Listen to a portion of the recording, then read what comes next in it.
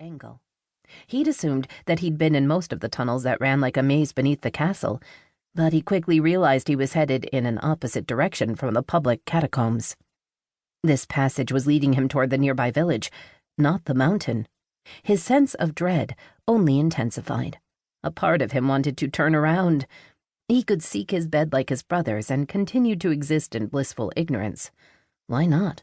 They were on the cusp of peace for the first time in history. His feet, however, refused to listen to the urging of his heart. Crunch, crunch, crunch. They continued forward, even when the pungent stench of unwashed humans and demons polluted the air. Tarak gagged. The odor was laced with putrid illness that seemed to seep into his very skin. How was it possible that the smell hadn't permeated the entire lair? It would surely take magic to contain the stench to this area. The question was driven from his mind as he rounded a corner. Skidding to a halt, he instinctively bared his fangs in revulsion. On one side, the stone wall had a gaping opening that revealed the pit below. Tarak gagged again, but he forced himself to move toward the edge of the floor and peer down. He could easily see through the gloom, making out the groups of captives, a dozen humans who were huddled in a mass of misery in one corner. In another corner, there was an iron cage filled with naked fairies. And on the far side of the cramped chamber, there were 4 pure-blooded wares chained to the wall with silver shackles. The sight hit Tarak like a punch to the gut.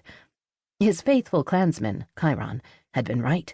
The Anaso was addicted to tainted blood. It was only a matter of time before he went completely insane. He started forward, only to halt. There was nothing he could do to help the pathetic prisoners until after he'd confronted his master. Pivoting on his heel, Tarak hurried back up the passageway.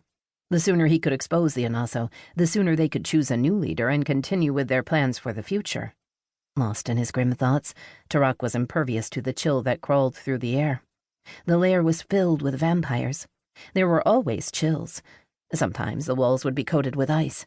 No doubt that explained why so many vampires preferred to have their own lairs. It wasn't until he felt the tremors beneath his feet that he recognized who'd entered the passage.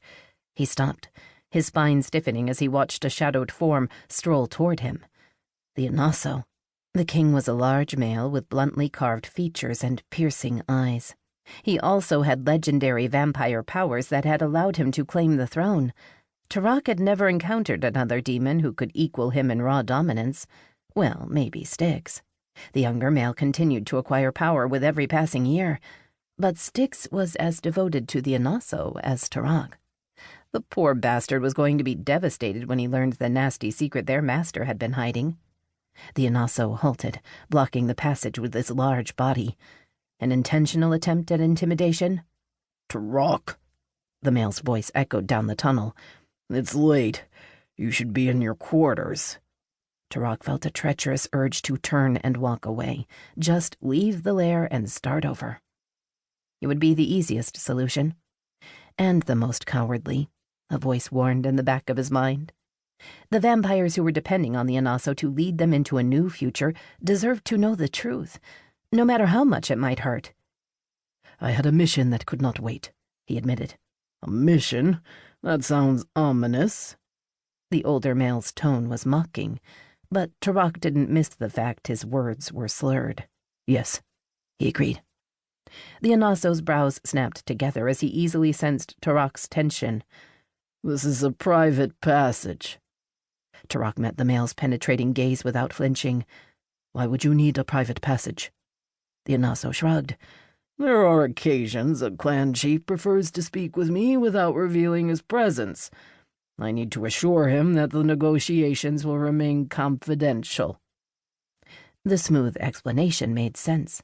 There had been many chiefs who'd accepted the rule of the Anaso, but were reluctant to bend the knee in public. The one thing all vampires had in common was their arrogance. None of them wanted to appear weak. But Tarak had already seen the real reason for the tunnel, and he was done pretending this male could continue his reign as king. "No more lies," he said in a harsh voice. "We both know what is at the bottom of this tunnel." There was a tremor beneath Tarak's feet. "Be careful, my friend.